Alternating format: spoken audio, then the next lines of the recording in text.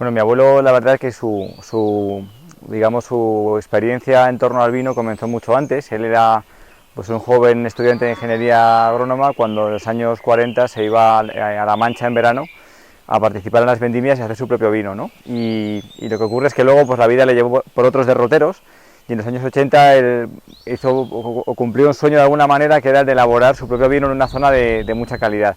Y él apostó por la Ribera del Duero en un momento en el que no era nada evidente que la Ribera del Duero fuera a ser lo que soy. De hecho, él era el loco de Ventosilla porque había que estar loco para plantar tantísimo viñedo en la Ribera del Duero y además en una zona tan fría como Luz está. Cuando mi abuelo se imaginó la Ribera del Duero, yo creo que se imaginó algo muy distinto a lo que soy, ¿no? Él no apostó por unas pequeñitas hectáreas, sino que él ya le vio el potencial a la región, pero sí que es cierto que él ponía mucho énfasis a lo mejor en la agricultura, bueno, haciendo uso de lo que se hacía en aquella época, ¿no? Tratar la viña de una manera similar, sin a lo mejor tener en tanta consideración las diferencias que podemos ver entre parcelas, suelos. Hoy se sabe mucho más que antes.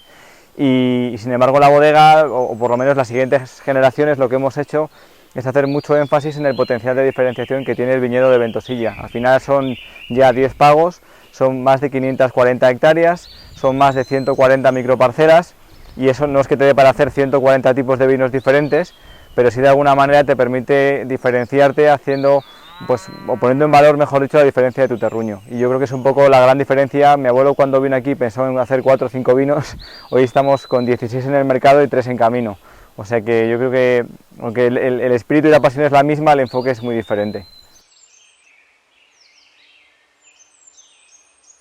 Bueno, mi abuelo es que era una persona, vamos, súper emprendedora. Él siempre decía, yo le preguntaba cómo pudiste ser tan valiente, ¿no? Cómo pudiste atreverte a hacer esto o lo otro, porque es verdad que su obra trasciende a la Ribera del Duero. Él tocó muchos palos, casi siempre vinculados al mundo agrícola, y él al final me decía, dice, Fernando, si yo sé que problemas siempre va a haber, ¿no? Pero para eso estoy yo, para resolverlos.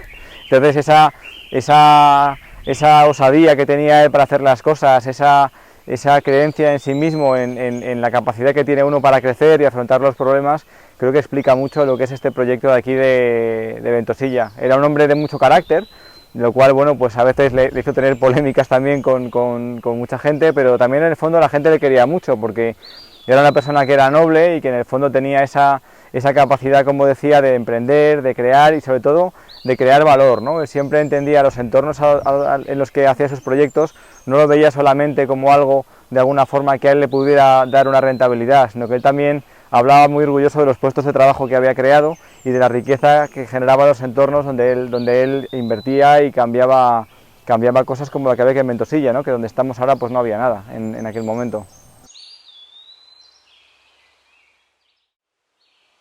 El principal activo que tiene Prado Rey, tangible, es esta finca, ¿no? Este Real Sitio que compró Isabel la Católica, que tiene una importancia histórica descomunal, tanto en la Ribera del Duero como en la propia Castilla, pero trasladado al mundo del vino, yo me iría a nuestros terruños, ¿no? Somos la única bodega hoy en día de las digamos, grandes de Ribera, de las que se nos considera grandes, que solo utiliza su uva. Y eso es porque nosotros entendemos que al final lo que nos hace diferente es nuestro viñedo.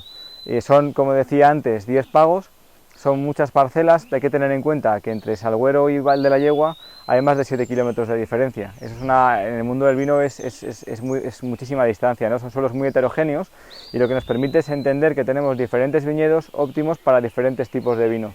Y lo que estamos intentando, tanto desde la viña como luego los trabajos que se hacen en bodega, todo con fermentación espontánea, con levaduras indígenas, cada vez trabajando más en ecológico, es que de alguna manera poner en valor el viñedo, que al final no es que sea ni mejor ni peor que el de tu vecino, pero es el tuyo, es diferente, es lo único que no se puede replicar en el mundo del vino y es lo que intentamos, como decía, poner en valor. Así que, bueno, lo que podéis descubrir en nuestros vinos es que cada vez la madera está menos presente y se hace más énfasis en el origen del vino y en las técnicas enológicas que ponen de manifiesto ese potencial diferenciador que tiene nuestro suelo.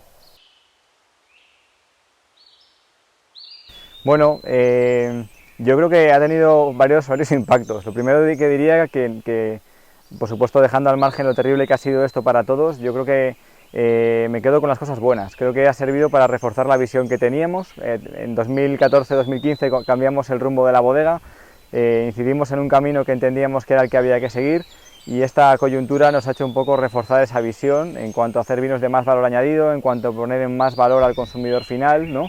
Que creo que es algo que en el mundo del vino muchas veces pues nos hemos olvidado de él. Evidentemente pues ha tenido un impacto en ventas porque ha habido un motor importantísimo que era la hostelería para nosotros, pues que se ha quedado parado con la pandemia por las restricciones que ha habido.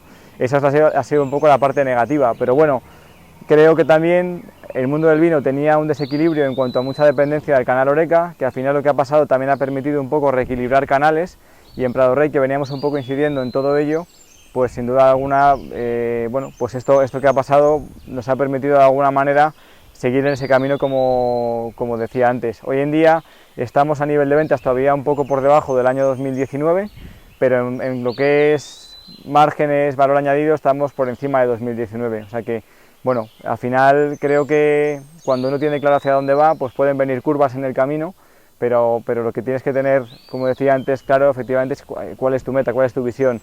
En Prado Rey hace unos años propusimos migrar hacia vinos de valor añadido, y eso durante la pandemia pues ha tenido muy buena acogida por parte de los consumidores que han seguido creyendo en Prado Rey. Bueno, yo creo que ha habido muchos cambios que quizás se han dinamizado con la pandemia, pero que quizás ya estaban en camino. O sea, yo creo que el fenómeno cocooner, el pasar más tiempo de ocio en casa era algo que ya se estaba dando.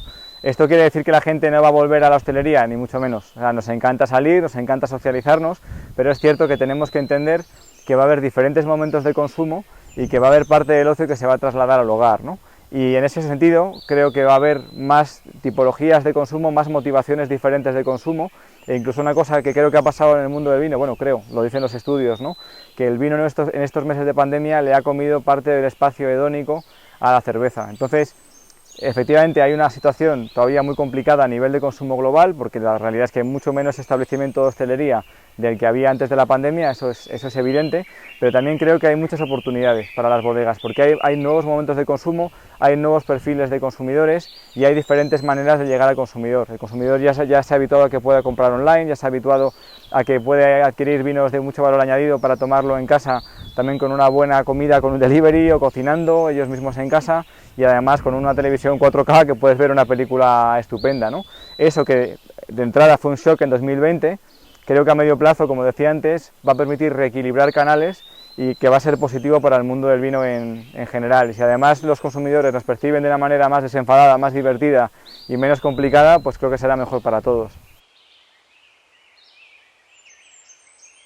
Pues si no se tuerce, porque tenemos unos días con nubarrones, yo apunto a cosecha histórica con mayúsculas. Creo que puede ser una de esas cosechas de Ribera del Duero de las que conviene guardar botellas muchos años. La verdad es que ha sido un año muy particular con la Filomena, pues la verdad es que el impacto ha sido tremendo en la viña, pero como el año pasado hubo una etapa de estrés hídrico, el 2020 hubo un verano muy seco, la planta este año venía predeterminada a dar menos kilos, y lo que ha ocurrido con la Filomena y las lluvias primaverales es que había tanta agua en el subsuelo que ha habido muchísima vegetación para los pocos kilos que traía la viña a priori.